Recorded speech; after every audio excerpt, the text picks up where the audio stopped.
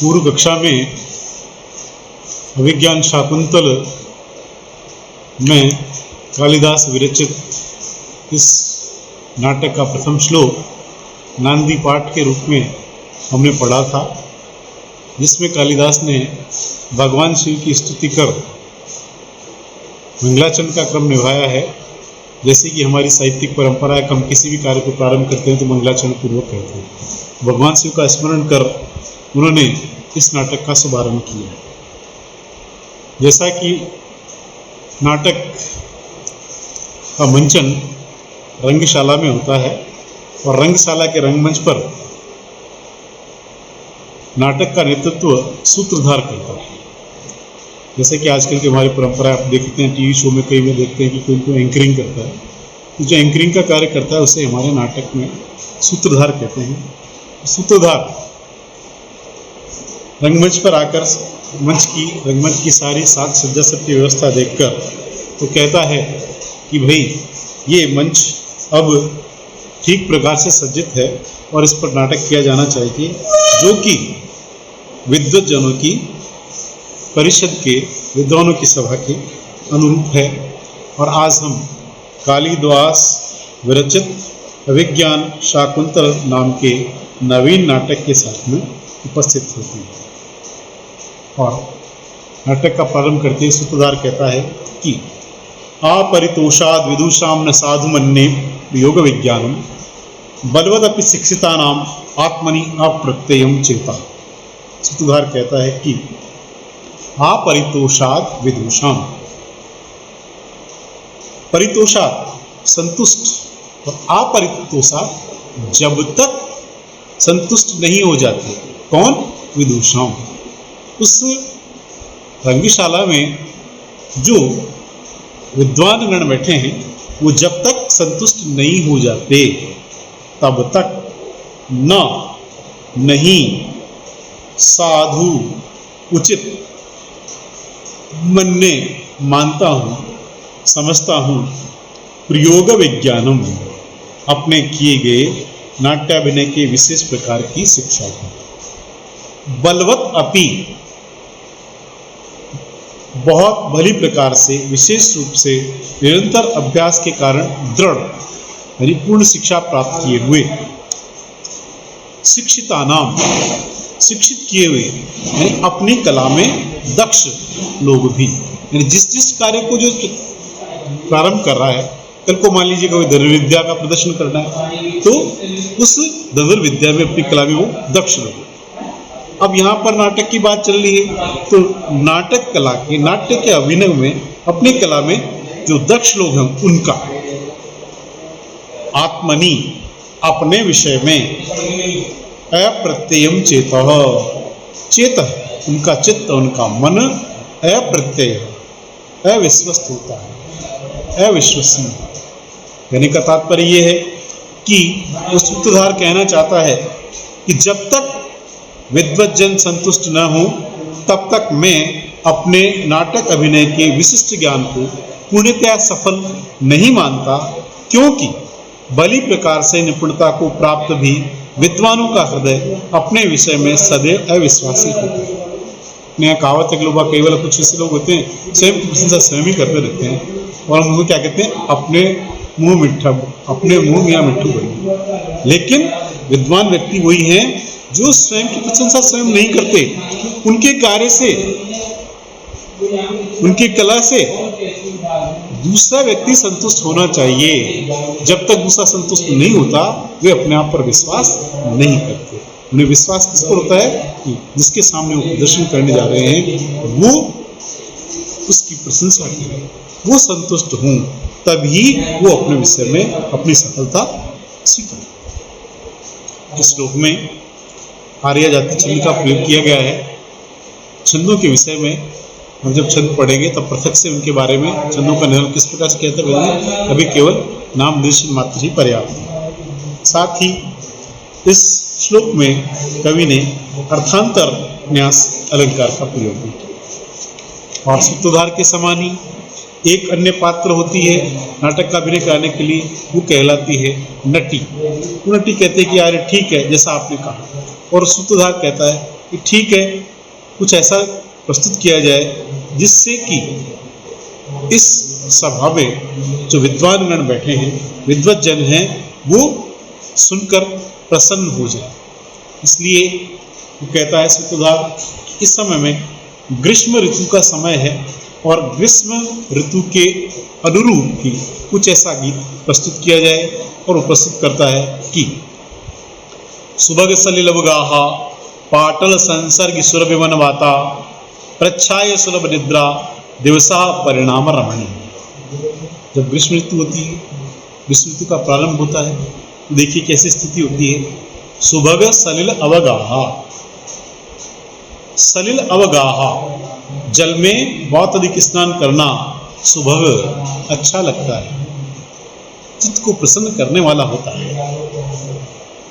पाटल संसर्गी, गुलाबों के संपर्क में आने से सुरभि सुगंधित वनवाता, वन की वायु जगह। और देखिए जब ग्रीष्म ऋतु का प्रारंभ होता है, वो समय लगभग बसंत ऋतु के समाप्त होने के तुरंत बाद में होता है। उस समय में बहुत अधिक गुलाब प्रफुल्लित होता है और जंगल में उस गुलाब की सुगंध से, उसके संपर्क में आने से वन की जो वायु है वो भी बहुत अधिक सुगंधित हुई। प्रच्छाय सुलभ निद्रा, घनी सघन छाया में सुलभ निद्रा, बड़े आसानी से नींद आ जाती है। दिवसा, दिन, परिणाम रमणीय, परिणति के समय। अर्थात हम कोई भी कार्य करते हैं तो उसका जो समापन होता है वो क्या होता है, इसके परिणाम को बताने वाला होता है। तो संपूर्ण दिन का परिणाम समय कौन सा होता है, संध्या। वो संध्या काल भी बड़ा ही मनोहर। सूत्रधार ग्रीष्म ऋतु के अनुरूप गीत प्रस्तुत करते हुए कहना चाहता है कि जिन दिनों में, यानी जिस ग्रीष्म ऋतु के प्रारंभ होने पर जल में अधिक स्नान करना सुखद प्रतीत होता है, गुलाबों से संपर्क प्राप्त कर वन की वायु सुगंधित हो जाती है, सघन छाया में नींद सरलता से आ जाती है, तथा दिन संध्या के समय मनोहर प्रतीत होता है। दिन भर तो गर्मी से दिन अच्छा नहीं लगता, लेकिन सायंकाल जब वातावरण थोड़ा ठंडा हो जाता है तो ग्रीष्म ऋतु का प्रारंभ में वो संध्या का समय भी बड़ा ही मनोहर प्रतीत होता है। इस श्लोक में भी कवि ने आर्य छंद का प्रयोग किया है और परिकर अलंकार का प्रयोग किया है।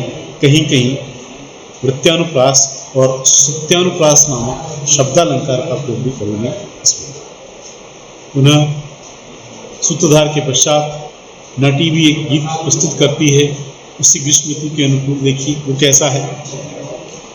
ईषद ईषद चुम्बितानि भ्रमरे सुकुमार केसर सिखानी अवतन संयंत्र दयमाना प्रमदा शिव।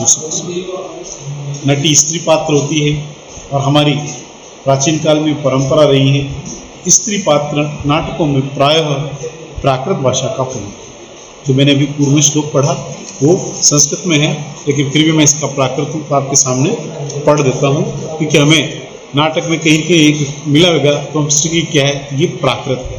ठीक, तो जो स्त्री पात्र हैं वो संस्कृत नाटकों में प्राकृत भाषा का प्रयोग करते हैं। इसी सी चुंबी आई भमरे ही सुउमार केसर सिंह आई ओद शांति दयमाणा पमदाओ सी सुख। इस युग में संस्कृत के बाद प्राकृत भाषा का प्रचलन था, तो नटी अपना गीत प्राकृत भाषा में प्रस्तुत करती है, जिसका संस्कृत रूपांतरण है ईषद ईषद चुम्बितानि भ्रमरे सुकुमार केसर सिखानी अवतन संयंत्र दयमाना प्रमदा शीश कुसुम।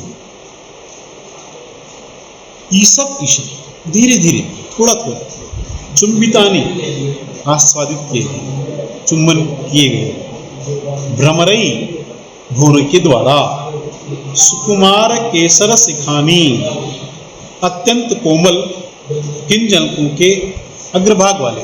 अब पता है पुष्पों के किंजल अलग होते हैं, इसको हम केसर कहते हैं, स्त्री केसर। इस प्रकार से उनके 4 भाग होते हैं, तो उनके जो किंजल वो केसर शिखर कहलाते हैं। तो वो केसर सिखानी, सुकुमार केसर सिखानी, उन अत्यंत कोमल किंजलों को अग्रभाग वाले अवतन संयंती कर्णाभूषण बना रही हैं। दयमाना, दया भाव से युक्त होकर, दया भाव से प्रेरित होकर, प्रमदा, मद से विह्वल युवतियां, प्रमदाएं तो नटी उस ग्रीष्म ऋतु में मानव समाज की जिस प्रकार की स्थिति उसका वर्णन करते हुए, स्त्रियों की स्थिति का वर्णन करते हुए कहती है कि मद से विवल तरुणियाँ दया भाव से प्रेरित होकर भ्रमरों के द्वारा धीरे धीरे जिनका आश्वासन किया गया है, अत्यंत कोमल किंजनकों के अग्रभाग वाले शिरीष के पुष्पों को अपने कानों का आभूषण बनाया ग्रीष्म ऋतु के संताप को कम करने के लिए। और देखिए हमारे यहाँ प्राचीन काल में फूलों को भी श्रृंगार का साधन माना गया है, जिनके पास में स्वर्ण रजत से युक्त आभूषण नहीं होते, वो प्राकृतिक रूप से अपना श्रृंगार तो करती हैं और वो शिरीष के पुष्पों से अपने कानों में धारण करके अपने आभूषण के रूप में धारण करते हैं। और ग्रीष्म ऋतु में गुलाब के पश्चात शिरीष का पुष्प बहुत अधिक प्रफुल्लित होता है और बड़े ही लाल चटक रंग का होता है, जो ग्रीष्म से संताप देने वाला भी होता है। उसको कर्णाभूषण के रूप में स्त्रियां धारण करती है। इस श्लोक में भी उद्गाता जाति नामक छंद है और काव्यलिंग अलंकार पुस्तक की। इस नाटक की प्रस्तावना के अंत में ये सब गीत सुनकर सारा रंगमंच बिल्कुल उस राग से इतना आकर्षित हो गया कि बिल्कुल स्तब्ध हो गया और मानो ऐसा हो गया जैसा चित्र लिखित सा कर दिया गया। उसका वर्णन करते हुए सूत्रधार पुनः कहता है, और साथ ही इस नाटक की कथा को प्रस्तावना से इस श्लोक के माध्यम से जोड़ने का प्रयत्न करता है। तवास्मि गीत रागेण हारिणा प्रसवम मृत एष राजेव दुष्यंत सारंगेणातिनमहस। तव तुम्हारे अस्मि हूँ गीत रागेण, जो गीत प्रस्तुत किए गए, जो संगीत था उसके राग से, हारिणा हरण कर लिए गए। यह देखिए हारिणा पद के दो अर्थ हैं।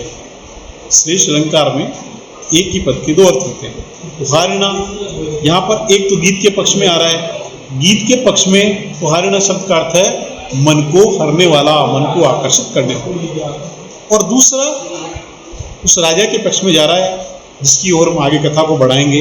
हारिणा हरण के द्वारा, हिरण के द्वारा हरण करने वाले, ये राजा के पक्ष में। प्रसभम भला जबरदस्ती, व्रत हरण कर लिया गया है। एष यह राजेव, राजा एव राजा दुष्यंत के समान, सारंगेण हरिण के द्वारा, अतिरन्नसा अत्यंत वेगशाली। देखिए इस